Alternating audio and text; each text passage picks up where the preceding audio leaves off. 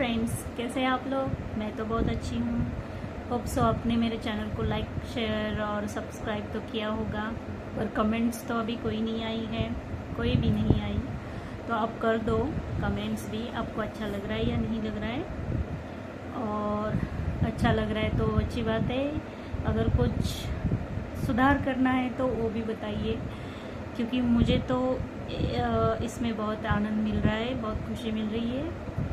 तो जिस चीज़ से आपको खुशी मिलती है वो ज़रूर करनी चाहिए, उसे ब्रेक नहीं करना चाहिए।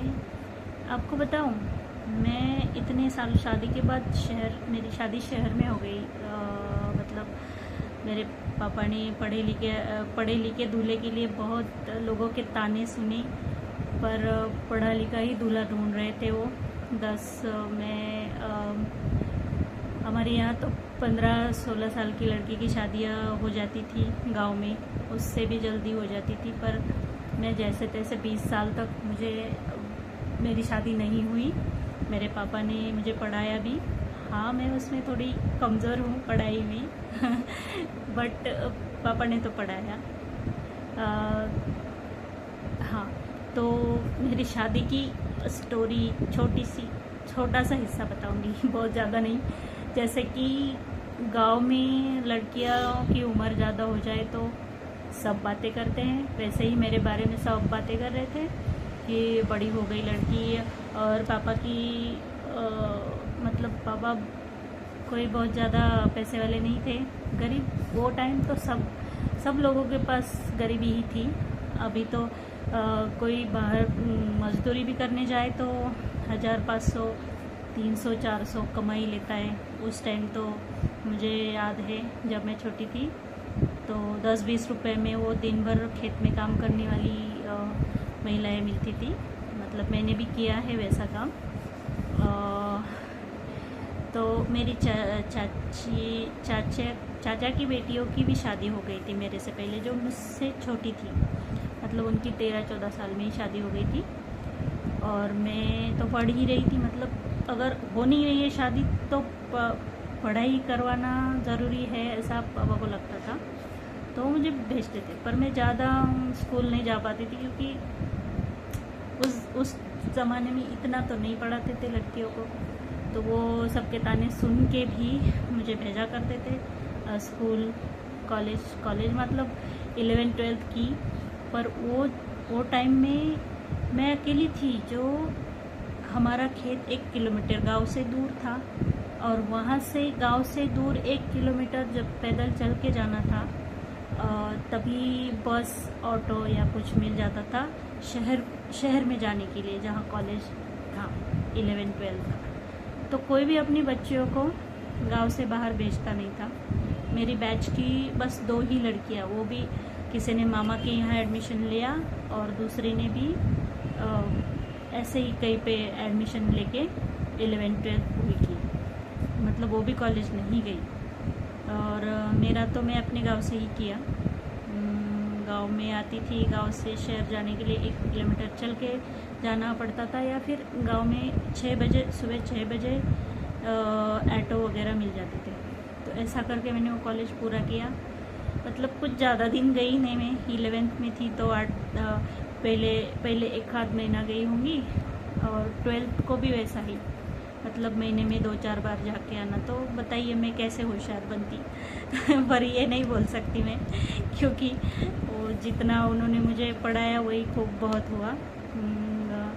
तो हाँ, उसके बाद मेरी बैच के बाद की जो लड़कियां थी उनको उनके माँ बाप ने भेजा गांव से बाहर शहर में पढ़ने के लिए। आना जाना अलाउड किया, क्योंकि वो बोलते थे कि ये लड़की नहीं जा रही है क्या, ये तो सेफ है अभी तक, इस पे तो उसके बाप ने विश्वास किया है, तो फिर हम क्यों ना भेजें।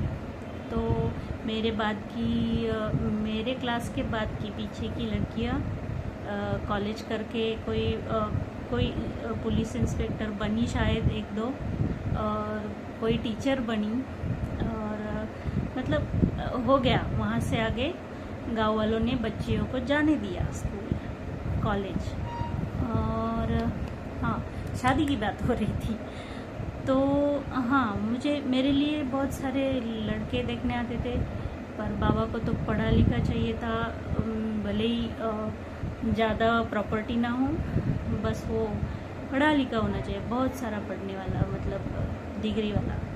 तो हाँ लॉयर ढूंढा उन्होंने, लॉ कंप्लीट होने वाले, तो लॉ कंप्लीट हो गया था उनका, और फिर हमारी शादी हो गई और मैं गांव से शहर आ गई।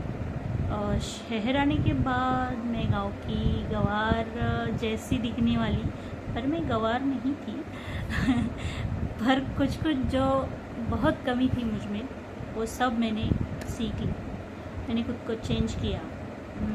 पहले 3 साल तो नहीं कुछ कर पाई, पर उसके बाद मैंने अपने आप को पूरा चेंज किया, माइंड से भी, दिखने में भी।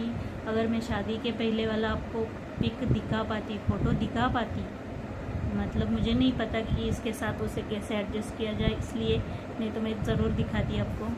तो मैं वो फ़ोटो इनको दिखाने के लिए भेजा था आगे, और इन्होंने पसंद कर लिया मेरे को। तो मैं अभी भी उनको पूछती हूँ, हस्बैंड जी को, कि आपकी जगह में होती तो मैं इसे कभी पसंद नहीं करती, आपने क्यों किया तो बताए, उनका आंसर होता है कि मुझे पता था तू आगे जाके खुद को सुधारेगी, या फिर तो ऐसे दिखेगी, ऐसे बनेगी। तो वो भी नज़रों की एक नज़र होती है।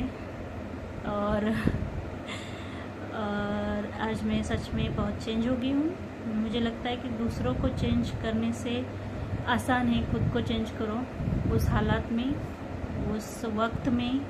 और वक्त का देखो कि ये वक्त में आपको कैसा होना चाहिए, ये मत देखो कि उसने ऐसा होना चाहिए, सामने वाला बदलना चाहिए।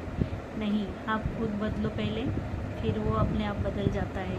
क्योंकि दिखता है ना कि आप 2-4 कदम आगे बढ़ के उनसे अलग हो चुके हो, तो वो बराबर पीछे से वहाँ आ जाएगा, आ ही जाता है, आना ही पड़ता है। अगर कोई भी बदले, खुद को चेंज करे, तो उसके साथ रहने वाले को तो लगता ही है ना कि बदलना चाहिए हमने भी।